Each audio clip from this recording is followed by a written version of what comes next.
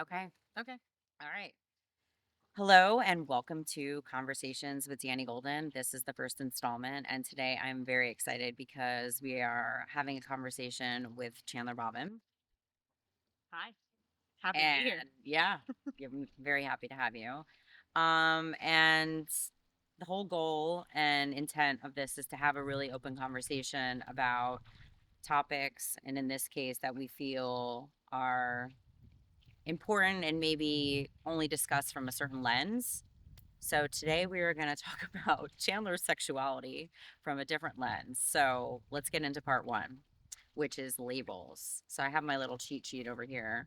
As you know, I'm not a fan of labels, but for all intents and purposes, let's talk about your sexuality and why that is the topic of conversation today. Sure. So, I'm also not a fan of labels. I think that labels put people into boxes, but I also understand their place. Right. So, if we're going to label me Yeah. in modern society, I fit into a queer label, and then I Okay. also am a lesbian. Okay. So, queer is more of an umbrella label, I feel like, for lots of different folks that identify as a lesbian, as gay, as bi, as all the labels you could think of. Trans, there are many things. It Okay. fits into a general term. Okay. But for me, I'd say about 95% of the time, I'm attracted to women who identify as women. Okay. And that's how I would define myself. Okay. So queer Yes. and then lesbian. Yep. Umbrella, umbrella. Yeah. And I Okay. think in some ways, you and I have talked about this Yes. before, but We've talked about all of this offline. we have. But I feel as though the pendulum is swung almost too far in one direction to where we feel like we have to label everyone, even regardless of sexuality. I'm talking about like gender, religion, all these things, just because I feel like the lack of acceptance in society has become so harrowing that people feel the need to explain their otherness, which is unfortunate because I feel like the beauty of people is that you don't necessarily have to explain being other. You should just show up as your authentic self, whatever that may be, between race, gender, sexuality, religious beliefs, what have you. Yeah. It doesn't necessarily require an explanation. I'd rather just know you for you. If that's something that you feel defines you, you may need to reevaluate that in some ways because I think it's just such a small part of us. There's so much more we contribute to the world. I couldn't agree with you more. Yeah. I mean, if I don't like someone or I like someone, it has nothing to do with their sexuality, their gender, or their race. I Right. just don't like them or I like them. Right. Right. If they Exactly. have an energy about them that either rubs me the raw or is something where I'm like, yes, I want to get to know this person more. So, Yep. yeah. I agree. Okay. So you already beat to my next question, which is, are you gay, straight, and how would you define your sexuality?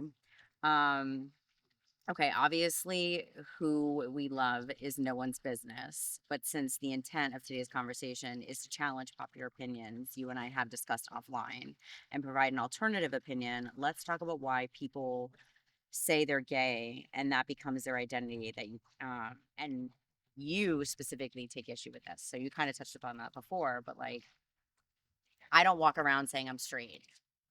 Right. So, yeah. Yeah. I'm going to speak about my personal Yeah. experience and then I'll share about why I do understand why it's necessary Okay. because I think that everyone's lived experience is slightly different. So for me, I did have to come out. All It's right. unfortunate that we have to come out because, like you just said, straight people don't have to because it's just kind of the expectation. Right. Whereas for me, I had to let my parents, my friends, my family know that there was something that was different because you're aware enough to know that you're different, even Right. though there's not necessarily anything wrong with it. Right. And so you feel the shame, you feel the worry that your friends, your family are potentially not going to be accepting of you. For me, I didn't really have the choice. In some ways, I was outed, not intentionally, but I was reading the book called Sexual Fluidity by Lisa Diamond back in high school. Okay. And it resonated so nicely with me because it just talked a lot about these different women. I want to say there were 7 or so women over the course of ages between like 25 and probably 45 or 46 Mm-hmm. that had been with women, had been with men, and then had, as we say, switched teams over the course of their lives. Okay. And for me, it resonated because I've always just gone off of energy, what feels right. I had liked certain guys when I was younger, but I would say, generally speaking, since I was probably about 6, I always had this warm and fuzzy feeling, tingly sensation in my stomach, knowing that I really liked women. So it was different. And my mom had walked in on me, which sounds so silly to say out loud, reading that book. Oh, funny. Okay. And she didn't really know. It was just very abrupt. And so I could tell, was just feeling really nervous and had asked me, well, does this mean that you're gay? And I said, I'm not really sure. I just know that I am attracted to the person, not the gender. Hmm. And then my dad, ironically being raised Catholic, you would think would be the harder one. Right. But to my surprise, was just so accepting. And I remember him saying, it doesn't matter. You get to love who you love. We just want you to be happy, which I'll be the first to I love admit that. that's not common. I mean, there's so many people, one, that come from different backgrounds in the South, religious backgrounds, racial backgrounds. It's not accepting to be different. Yeah. So I recognize that there was an ease there for me that a lot of other people don't have. So I feel very grateful for that. Right. But in some ways, letting that be known then helps change their expectations. For me, my mom took a bit to come around. So it wasn't until I had my first girlfriend in college where then I think she saw, okay, society can be more accepting. So when you say she took a bit, did you mean like she was more worried? Like, oh my God, life is already hard enough. Like we hear this argument, life is already Yes. hard enough. So now you're different. Is it going to be harder for my daughter? And I don't want her to feel any pain to begin with. And now I'm worried she's going to feel more because she likes women. Yes, I think that was definitely a part of it. And then I don't want to speak for her, but she's told me this. Selfishly, there was a selfish component there. They weren't able to have a second kid, and she really wanted a son in law. So Ah, she was really hoping that I would be with a man for that reason, which I get. okay. Yeah. But I think she realized, shoot, having a daughter in law is just as wonderful, if not better, in so many ways. And at the end of the day, it's just about me being happy. So Yeah. she was able to see that I was happy through a handful of relationships I had throughout college and my early 20s. And I've been really fortunate to have that. I think on the flip side, though, there are people that don't have that pleasure of being able to come out. There's so much fear and shame bottled down that they may never be able to come out because that is in some ways a privilege. Right. So I recognize that, but I also think kind of the reason why there is this labeling and of the otherness is because yeah, we are different. We have to walk through life a little bit differently. Like I can't go to certain Middle Eastern countries and just freely be open Yeah. with my partner. You can't hold hands. I can't hold hand. I can't do any of those things. Right. And even in certain countries, when I was studying abroad in Spain, when I was with my ex at the time, I remember people would come up to us on the street and say, "Wow, it's just so nice to see two women kissing." Hmm. And yeah, it's changed a lot for the positive, but in some ways, it's almost changed for the negative because we're too focused on labels. So I think again, it's just finding out that happy medium. The pendulum is swinging Yeah, to, yeah. and having it make sense for you in the right time with your family, your friends, etc. Yeah. Okay, let's also talk about the policing of language and how that's gotten out of hand. It's a great lead in. Yes, there is a lot of policing of language, and I think it's it's challenging, right? And I think that everyone deserves self-respect. Probably from my lens, when I look at the queer community, one of the biggest things is pronouns right now for people. I I take no issue with using people's appropriate pronouns, but I think we all can admit, even especially the boomer generation, I'm thinking of my aunt in this case. Hmm. She is probably one of the most open-minded people, tries to be modern and with it, but always, I remember this was probably a year ago, said to me, I just don't understand the pronoun thing. Like I just can't get behind it. And it's like, well, you don't necessarily have to understand it. You put yourself in somebody else's shoes.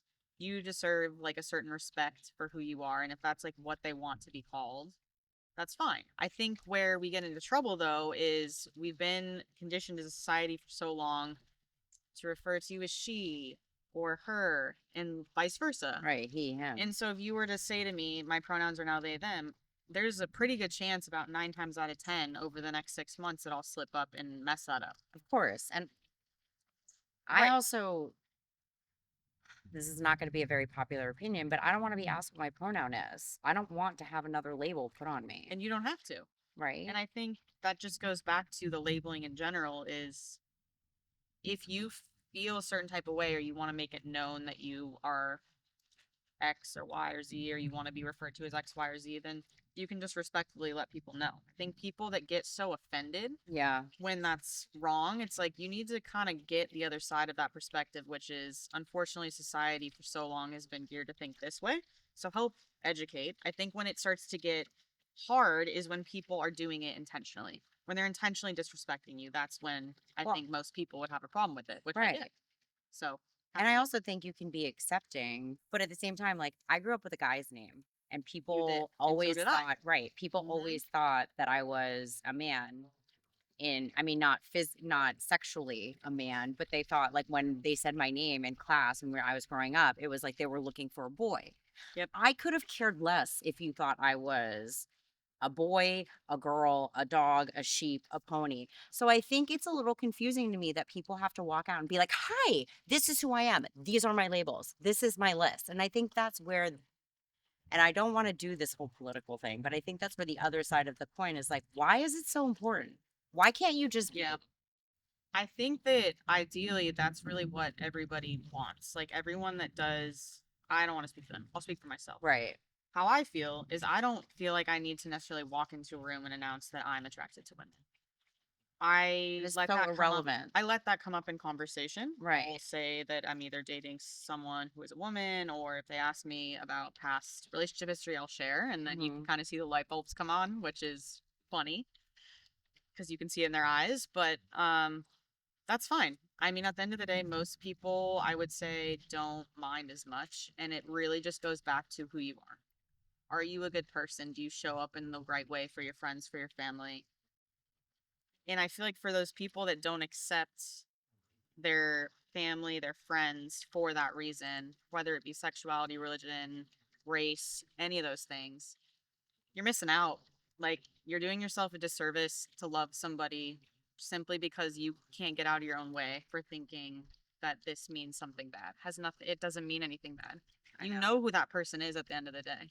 They Well, show you through their action. right. So And if why is a someone, label going to get in the way of that? I right. don't understand. And if someone's not going to like you because of who you are sexually attracted to, It's like, ridiculous. thank So you for irrelevant. showing me who you are. Like, next, moving on, Exactly. next. Right. Yeah. Um, do you think people need to come out? Like, do I need to be like, hi, my name is Dani Golden. I'm a heterosexual female. I've never been attracted to women. I've only been attracted to men, you know? I think going back to what I said earlier, I think there's a place for it. Would love and I hope that we can get to a place in society where that's not a thing. Right. But I do think for the foreseeable future, unfortunately, I do think that that's necessary because unfortunately, families are still geared towards seeing their daughters be with men, seeing Right. their sons be with women. And moreover, seeing them potentially marry within the same race.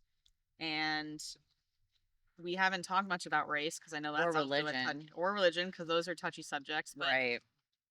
yeah, depending upon the family that you were raised in, if you, I mean, for me, I'm fortunate, same thing. My parents, they, I've dated mixed race before and it's not an issue. For me, it's not an issue for my family. Not every family feels that way. Yeah. So I think in that way, it does require some sort of announcement of sorts that you are going to be different. Like I'm coming out, I'm not dating someone who's white Right. or That who's should not matter. right. It Right. really is irrelevant, but unfortunately, there are still people in this world that find it to be relevant. Why? I have no idea. Right. No, you're not wrong. Um, do you feel like you have to hide or come out in a certain way in work with a friend or life situations, or do you have a blanket philosophy? I think in my 20s, I felt that way. I felt a little bit of shame around coming out. I feel like it's still the whole movement of LGBTQ plus was big in my 20s, I feel like. And so it was nice because You I felt felt, shame? yep, Why? just because it still wasn't, it wasn't as accepting or accepted as I feel it is now. Mhm. Um, I just and wouldn't imagine you feeling shame about it, which is yeah, why I I'm did. saying like, oh, that's I did.